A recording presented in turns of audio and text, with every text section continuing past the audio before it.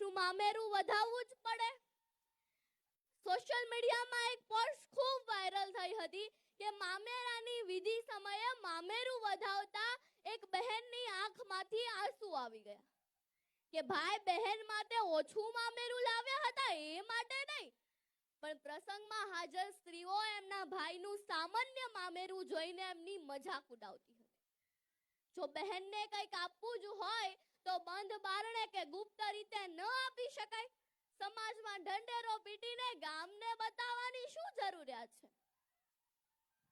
અને હમણાં તો અલગ જ વાના રસમ, પીઠી રસમ, છાપ ડેકોરેશન અને છાપ ડેકોરેશનના ક્રેઝમાં છાપમાં મૂકવા માટે મોંઘાદાટ કપડા અને 8 થી 10 લાખ રૂપિયાના ઘરેણા તો ખરા જ.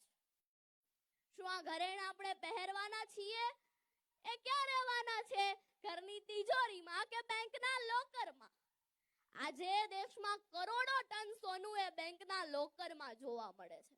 એટલે જ આપણા દેશની ઇકોનોમી નીચે આવી છે.